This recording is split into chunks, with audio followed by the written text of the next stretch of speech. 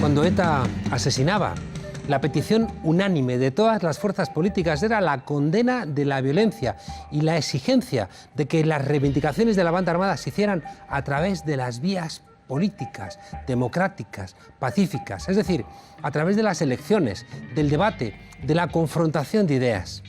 Cuando ETA ha dejado de matar, la derecha quiere que el mundo abertzale no tenga ninguna posibilidad de defender y expresar sus ideas a través de ninguna vía democrática. Entonces, ¿a qué se les invita?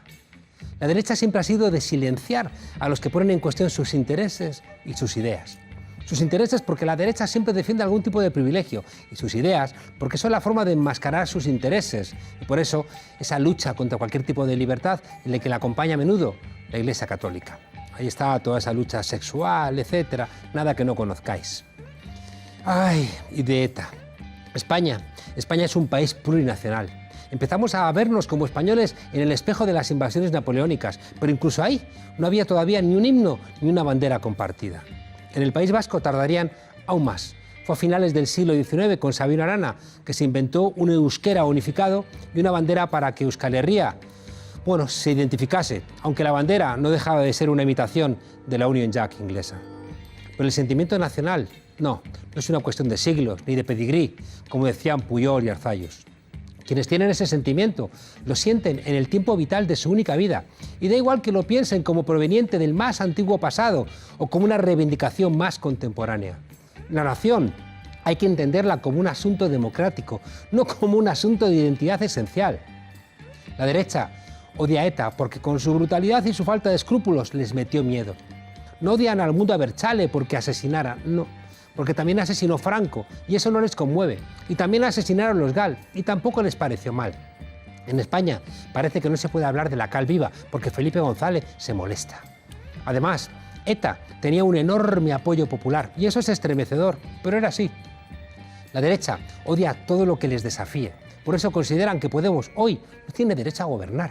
Ellos dictan quién puede gobernar este país y quién no, porque consideran que este país les pertenece. Hasta se han inventado una policía política. En fin, hasta han apoyado el terrorismo de Estado. O hasta en el año 36 dieron un golpe porque no les gustaba el rumbo que tenía nuestro país. Otegi se equivocó al expresar torpemente su asunción del mucho daño hecho por ETA. Hubiera sido mucho más fácil decir que aquello fue simplemente una burrada, una barbaridad, y no tener empacho en reconocerlo. Pero dijo la verdad, sin embargo, cuando insistió en que lo verdaderamente relevante no era condenar las barbaridades de ETA, sino reconocer que ETA, por fin, ya no asesina.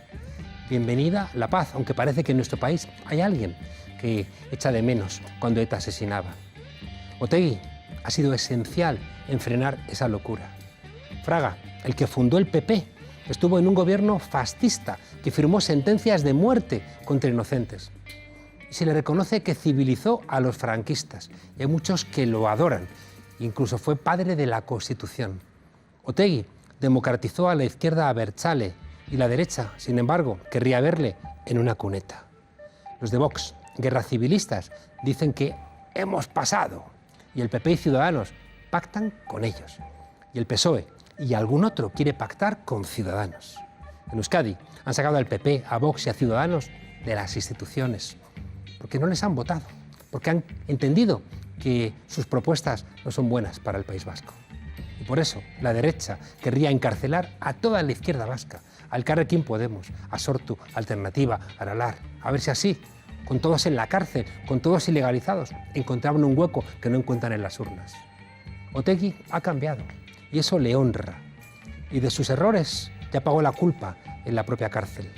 La derecha española y los que mandan en España, sin embargo, han cambiado muy poco. Y son ellos, los que no han cambiado nada, los que están frenando el desarrollo de nuestro país. Nada, que bienvenidas a la frontera, desobedientes.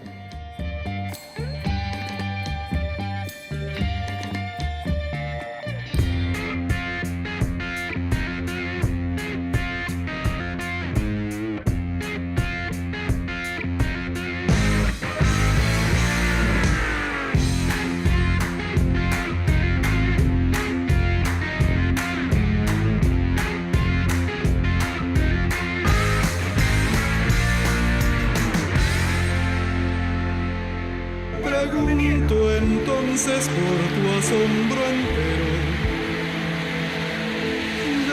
Desde el umbral del momento decisivo, si tus ojos anunciaban el otro tiempo de lo posible que hoy en día es desafío.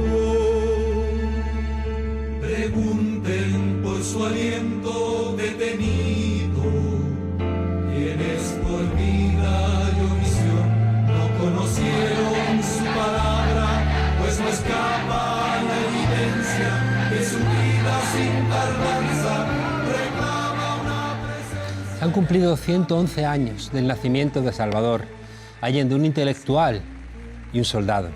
Del primer socialista que llegó a la presidencia de un país latinoamericano tras unas elecciones democráticas. No hay en el siglo XX una figura política chilena que alcance la altura que ocupa este doctor, que hizo de la dignidad su bandera política y que logró que Chile irrumpiera en la historia con la bandera de la esperanza.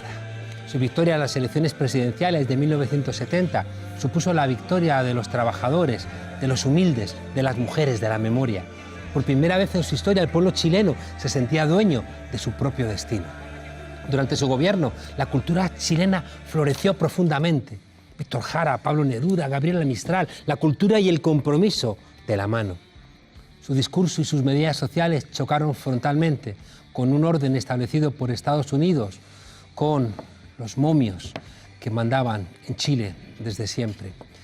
Ay, el gobierno de Salvador Allende afectó a los intereses de la oligarquía del país, porque sin repartir la riqueza los pobres no podían dejar de ser pobres.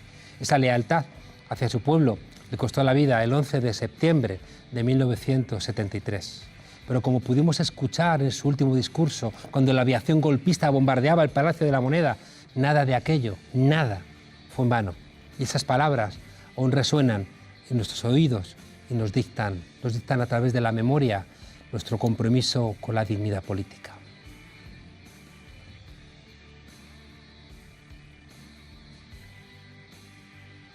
La última oportunidad en que me pueda dirigir a ustedes. La Fuerza Aérea ha bombardeado las torres de Radio Portales y Radio Corporación. Mis palabras no tienen amargura sino decepción, y serán ellas el castigo moral para los que han traicionado el juramento que hicieron. Ante estos hechos, solo me cabe decirle a los trabajadores: yo no voy a renunciar. Colocado en un tránsito histórico, pagaré con mi vida la lealtad del pueblo. Y les digo que tengo la certeza que la semilla que entregáramos a la conciencia digna de miles y miles de chilenos no podrá ser cegada definitivamente. Tienen la fuerza, podrán avasallarnos, pero no se detienen los procesos sociales ni con el crimen ni con la fuerza. En su memoria seguramente tampoco había sido en vano la muerte de Lorca, de Miguel Hernández, de Antonio Machado, de Buenaventura Durruti, del exilio de cientos de miles de españoles de aquella España terrible atravesada por el franquismo. Tampoco sería en vano en la memoria de Allende y sus compatriotas la muerte del Che Guevara, de Camilo Cienfuegos, que estaban en el corazón del socialismo chileno. No serían en vano después las palabras de Salvador Allende, escuchadas por los pueblos que caminaron al lado de Hugo Chávez, de Lula da Silva y Dilma Rousseff, de Evo Morales, de García Linera, de Néstor y Cristina, de Rafael Correa, de Lugo, de Mel Zelaya, hoy en aquel Chile que resuena en las conciencias hoy del Frente Amplio y de todos los movimientos sociales que acompañan el cambio en aquel país, porque somos y la memoria de Salvador Allende nos acompaña. Muchas gracias. Y también para hablar de este tema nadie mejor que Pedro Briega, nuestro corresponsal en América Latina. Buenas tardes, noches, Pedro. Buenas tardes, noches, como siempre decís, un gusto conversar contigo como siempre. Un placer y gracias por acompañarnos hoy en esta última edición de La Frontera, en esta nueva temporada segunda que termina hoy. Y gracias porque qué mejor en La Frontera que hablar con las hermanas y los hermanos latinoamericanos. Pedro, cuéntanos, ¿siguen vivos los ideales socialistas de Allende en América Latina? Qué buena pregunta, ¿no? Porque Salvador Allende en su momento, hay que recordar, llega al poder en 1970, planteaba lo que llamaba la vía pacífica del socialismo, frente a lo que era considerada la vía armada por la Revolución Cubana del 1 de enero de 1959. Era otro contexto, porque América Latina estaba sumida en dictaduras. En muchos países de América Latina había dictaduras, y se pensaba que por la democracia, esto es por la vía electoral, era imposible llevar adelante reformas profundas y estructurales. No tal vez llegar al poder, porque efectivamente había habido experiencias socialistas, progresistas en la región, pero todas terminaban con golpes de Estado. Claro. Por lo tanto, lo que inaugura la Revolución Cubana en 1959 es una visión diferente de que el único camino para llegar al socialismo, así en el momento, era a través de la toma violenta del poder. El caso de Chile es particular porque Chile no venía de una dictadura, a diferencia de Cuba, y además porque Salvador Allende estaba convencido de que sí se podía respetar la legalidad, la institucionalidad, como para avanzar hacia el socialismo. Si uno mira retrospectivamente, descubre, en primer lugar, que fue una experiencia muy corta, y que si nosotros hoy, 40 años después, seguimos hablando de Allende, algo marcó esa experiencia. Fueron apenas 3 años, Juan Carlos, nada en la historia de un país, y sin embargo la figura de Allende está la ética, la nacionalidad, haber confiado en los verdugos y haber llegado tenemos algún problema, Pedro, radicales. Tenemos algún problema con el sonido. Debe estar el satélite. Escucho perfectamente. El satélite antisocialista debe estar intentando virar para que no te escuchemos. Vamos a intentar escucharte de nuevo. Cuéntanos. Yo te escucho perfectamente. Aquí llegaba entrecortado. Ustedes no me escuchan a mí, pero yo a ustedes los escucho perfectamente todo el tiempo. Pues vamos a intentar escucharte a ti. No sé hasta dónde me escucharon, para repetir lo que dije, pero decía que épocas de dictaduras, épocas donde se pensaba que las democracias formales no iban a poder subsistir más de poco tiempo, como la experiencia latinoamericana lo demostraba, a diferencia de hoy, que por ejemplo en la Argentina tenés ya casi 35 años de democracia de corrido, algo que tal vez asombra a la gente que nos está escuchando o viendo del otro lado, pero es la primera vez en la historia de la Argentina que hay más de 30 años de democracia. Esto, a comienzos de la década del 70, cuando aparece Salvador Allende, no existía. Por lo tanto, el modelo de la Revolución Cubana parecía como muy fuerte, dado que no había posibilidad de desarrollar transformaciones a través de la vía parlamentaria, porque eran derrocadas estas experiencias por militares. La Revolución Cubana viene a traer otro modelo y decir, la única forma es mantener el poder a través de una revolución. Allende llevó adelante medidas muy radicales para la época, incluso te diría más radicales que algunos de los gobiernos progresistas actuales. Claro. Y por eso fue combatido, y por eso fue derrocado, y él mantuvo hasta el último momento el respeto de la institucionalidad, al igual que Lula da Silva, que confió en el Poder Judicial el año pasado, dijo, yo voy caminando a la cárcel porque seguramente saldré muy pronto porque soy inocente. Y se equivocó también Salvador Allende en ese sentido, en confiar en que las Fuerzas Armadas iban a respetar la Constitución. Oye, Pedro, tú eras un chaval, pero seguramente guardas en la memoria el día del golpe contra Salvador Allende. Sí, la verdad lo recuerdo verdaderamente, tenía 17 años, fue algo que impactó muy fuerte en toda la región. Yo en ese momento estaba en la Argentina, hubo manifestaciones de repudio al golpe de Estado, y además porque en ese momento se vivía una primavera democrática en la Argentina que duró también muy poco tiempo por el golpe de 1976, y había todo un debate respecto a lo que estaba pasando en Chile, porque lo que planteaba Salvador Allende era realmente innovador, llevar adelante profundas transformaciones por la vía pacífica, y así se lo llamó. Y que 40 años después Salvador Allende marca la impronta que dejó. Oye, en Chile ahora mismo yo he estado recientemente y es verdad que el peso de Salvador Allende sigue siendo esencial, ¿no?, en la memoria del Frente Amplio y de la posibilidad de una transformación democrática profunda en el país. Sí, pero también es verdad que la dictadura pinochetista, que duró 17 años, dejó una impronta muy fuerte de ruptura de la Constitución, de movimientos de derecha muy poderosos, porque la dictadura de Pinochet destruyó sistemáticamente a los movimientos populares, a los sindicatos, a los partidos políticos, a través de la represión, la muerte, los campos de concentración, la tortura, el exilio, y le dio mucho aire a partidos de derecha que ya existían en Chile y que se fortalecieron, que esos mismos partidos, algunos de sus miembros que apoyaron el golpe de Estado, hoy tienen un poder en la estructura del Estado que lograron gracias a Pinochet, gracias a las transformaciones que hizo Pinochet en el sistema jurídico, y que ninguno de los gobiernos que vino después de la dictadura se atrevió a tocar. Y acá volvemos al poder de los poderes judiciales, valga la redundancia, y de las instituciones, porque si no hay una asamblea constituyente en Chile para redefinir las estructuras democráticas, las derechas van a seguir teniendo un poder muy superior al que representan dentro de la sociedad, gracias al apoyo, por supuesto, del poder mediático y del poder judicial.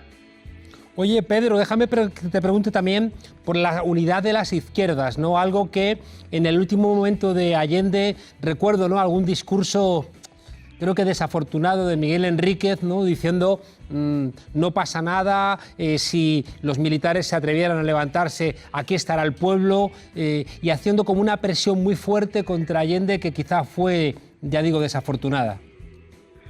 Mira, es muy difícil mirar retrospectivamente lo que sucedió y desde el año 2019 sentenciar incluso qué fue lo correcto y qué fue lo incorrecto. Allende pensaba que las Fuerzas Armadas no se iban a sublevar, y mencionaste a Miguel Enrique, que era el dirigente principal del MIR, el Movimiento de Izquierda Revolucionaria, que no confiaba en las Fuerzas Armadas y que consideraba que había que armar a los trabajadores justamente para prepararse porque podía venir un golpe de Estado.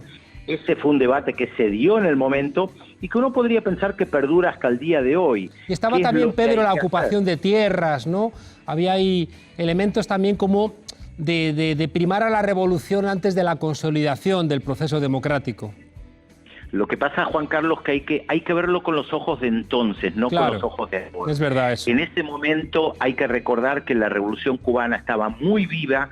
Estamos hablando de apenas 10, 11 años después de la revolución, y cuando no se pensaba, Juan Carlos, que las democracias con legalidad, con parlamentos, podían tener una larga vida en América Latina y principalmente en algunos países.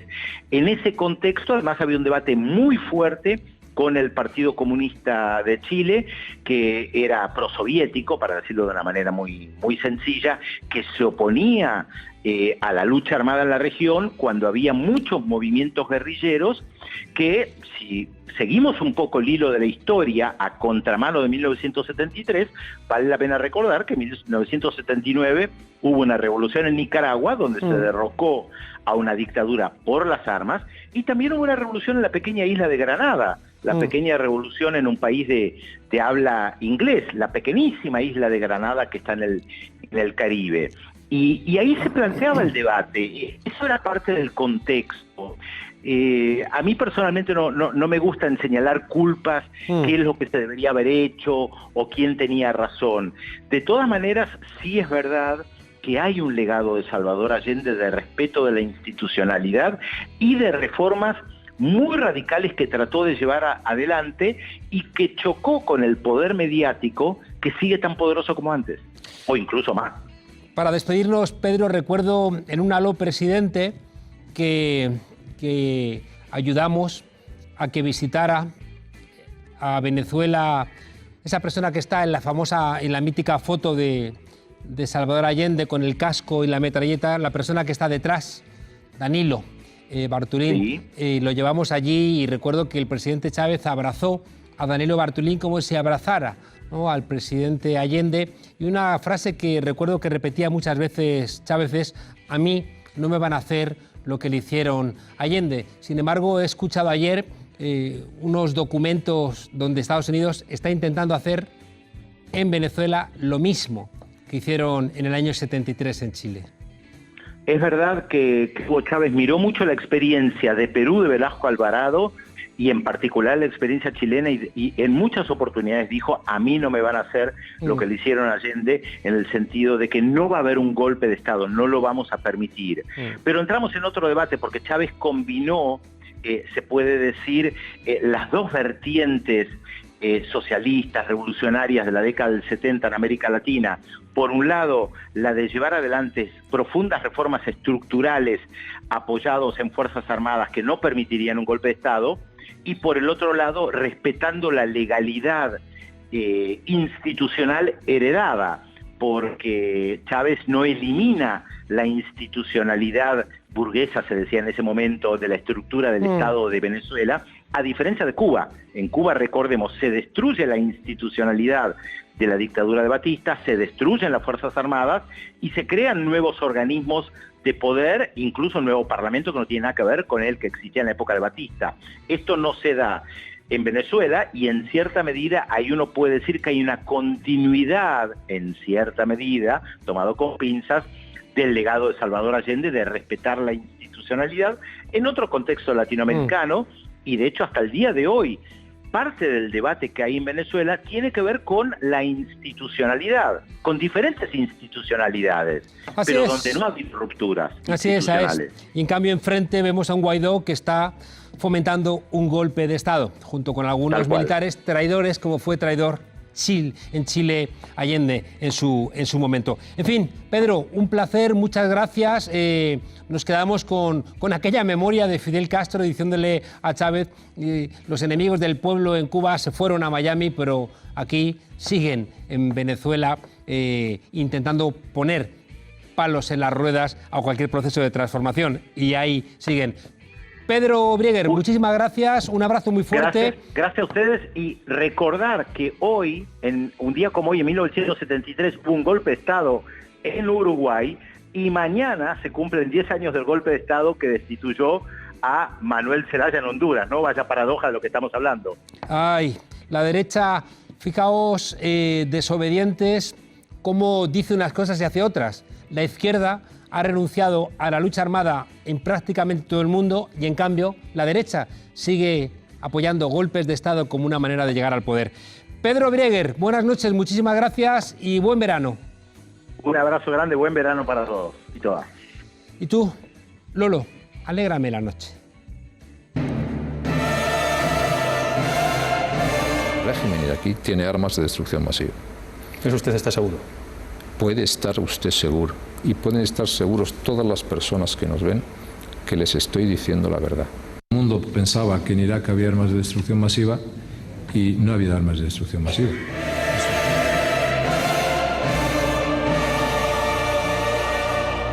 Llegado este día y sin que se haya dado paso alguno en esta dirección por parte del régimen de Maduro, el Gobierno de España anuncia que reconoce oficialmente al presidente de la Asamblea de Venezuela, al señor Guaidó Márquez, como presidente encargado de Venezuela. ¡Váyanse al carajo, yanquis de mierda! ¡Que aquí hay un pueblo digno!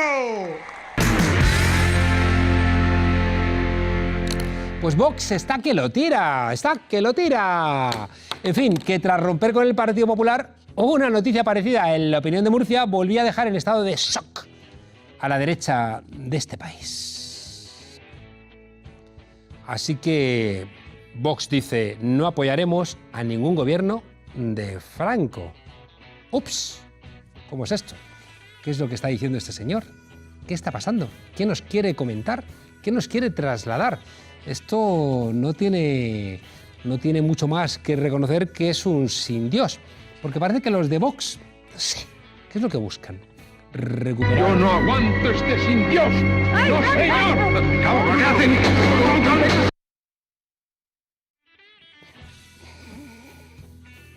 En fin, que es un sin Dios. Que es un sin Dios. Y que estos tipos del partido de Vox, que les salieron los dientes, mirando y escuchando arrobados la historia de nuestro país, pues lo echan de menos. ¿Y qué será lo próximo? ¿Romper quizá con don Pelayo? ¿Acusar a Isabel la Católica, no sé, de feminazi? ¿Dudar de la hombría de José Antonio Primo de Rivera e inventarle algún tipo de affair con alguien que se pareciera, no sé, a Santiago Abascal? Tras leer este titular, miles de votantes de Abascal se lanzaron a la calle presos del pánico. En una gigantesca estampida sin orden y sin objetivo. Era el principio de la derrota de la civilización. Lo veo cue, ¿no? En fin, que vamos a ver. Que es que una cosa es romper con la derechita cobarde de Ayuso y Almeida, y otra renegar del apellido que les ha llevado a ser lo que son, el faro facha de Occidente, señores de la opinión. Da igual que luego expliquen en letra pequeña que es a Isabel Franco, la líder de Ciudadanos en Murcia, a quien Vox no quiere apoyar. Si es que da lo mismo, si es que poner Franco y Vox, ¡ay! Es que el daño ya está hecho. Y no está el corazón de la derecha para estos sustos, hombre. Que lo de las pastillitas de nitroglicerina que les habéis hecho tomar no se pagan. Y os va a salir después la Cayetana diciendo no te lo perdonaré nunca. En fin, Lolo, ponme algo que relaje a esta gente, no sé, un té verde o algo parecido. Franco, Franco, que tiene el culo blanco porque su mujer lo lava con Ariel. Este pulsador te cambiará la vida.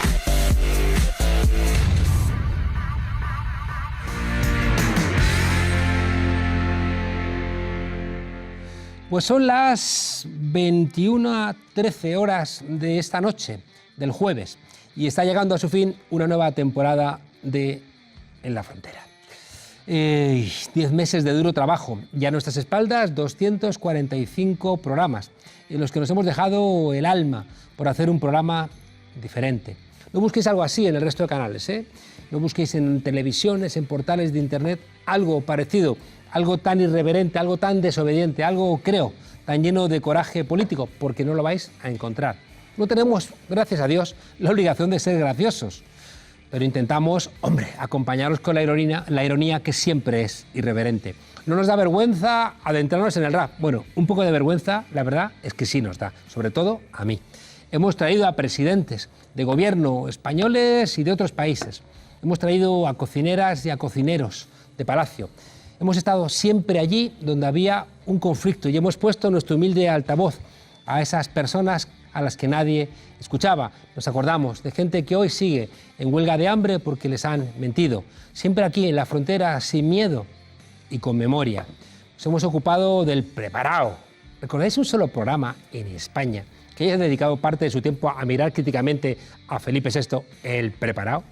Que haya mirado críticamente en nuestros Desmontando a Florentino Pérez, a Rajoy y a Sánchez, a La Sexta y a Villarejo, a la ABC, a la cadena SER, a todos los medios. Tampoco me imagino a Patricia López poniendo al descubierto las vergüenzas del Estado en la parrilla de Antena 3, o Irán Varela blandiendo su katana en ningún programa de Mediaset. No veo yo a Pedro Briguer contando la verdad sobre Venezuela en la 1, ni a Máximo Pradera echando más leña al fuego del infierno, no sé, en TCTV o en la COPE. ¿Y qué decir de Fernando Villena? Su sección no pasaría el test de Olof Palme en ninguna televisión generalista. Decía Emilio Romero, padre de todos esos periodistas que nos contó David Jiménez que estaban a nómina, seguramente, de Telefónica con César Alierta. Decía, ya digo, Emilio Romero, que él no se vendía, que él se alquilaba. Y vaya, se ha dejado escuela. En cambio, en este programa, ni lo uno ni lo otro. En la frontera podemos decir lo que nos da la gana, sencillamente porque a nosotros solo nos pide cuentas nuestra conciencia, nuestro estudio y la voluntad de hacer un programa de calidad que tiene detrás muchísimo esfuerzo. El esfuerzo del jefe de guionistas, Alberto, de Lolo, de Leire, de Cora, de Tania, de Tony, en fin, de toda la gente, de los cámaras que nos acompañan, de toda esta gente, ¿no?, que todos los días viene aquí sabiendo que estábamos haciendo algo bien diferente y que así nos lo habéis reconocido vosotros y los programas que nos siguen y los influencers que están atentos a ver qué decimos y toda esa gente que todos los días ha sido convocada aquí a ver qué opinaba esta España crítica que se ha visto representada en este programa. Y alguna ventaja tenía que tener ser de verdad outsiders y no tener voluntad de outsiders, sino al revés, tener la voluntad de hacer las cosas muy bien. Tenemos muchas cosas que mejorar, desobedientes, y eso seguro, no nos cabe la menor duda, pero nadie nos podrá acusar jamás de plegarnos al poder, ni de ser meras marionetas en campañas orquestadas contra este o aquel otro partido o personaje. Los cámaras van a señalar a Cora, que ha sido tan responsable de señalar, y a Leire, que se están por ahí escapando. Venga, Ricardo, pues pero señalaros a vosotros mismos. Sois lo que hacéis este programa. Sin las cámaras esto no existiría. Venid acá, venid acá, venid acá. Claro, venid acá, compañeros y compañeras.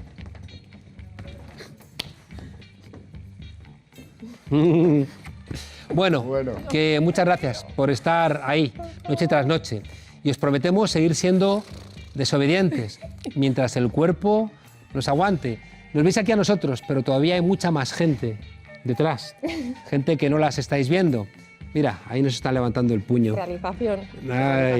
Realización también, claro. Si no fuera por Lolo, que nos ha cambiado el humor, ¿a dónde hubiéramos ido? Bueno, y a todos, y no creáis que hay realmente un jefe de guionistas, sino que es Alberto, que se lo carga él casi solo todas las espaldas. Muchas gracias a Candela, muchas gracias a Antonio, muchas gracias a toda la gente que habéis hecho esto posible. Y ya os digo, adelante desobedientes, que mientras el cuerpo aguante, aquí vamos a seguir. Os dejo con El Tornillo, os dejo con Irantxu Varela, otra valiente, otra mujer que nos ha ayudado a entender que la mitad de la población, las mujeres, han aguantado mucho y se han cansado de estar cansadas y se han hartado de estar hartas. Os dejo con El Tornillo y hasta la temporada que viene. Chao.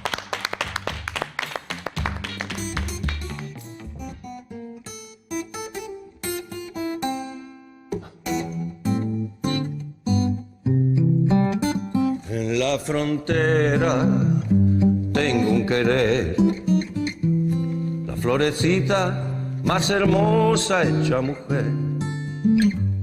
Es tan dulce y valerosa, amiga generosa, que alivia mi padecer. Cuando me ataca la desazón y un mal presagio me oscurece la razón, pienso en ella, mi hechicera, y un aire de frontera me alegra el corazón. Tantos malos pasos en la vida dejaron marcas sobre mi piel. Hay dolor, no ahondes en la herida, no agites más tu cascabel. En la frontera hay una flor.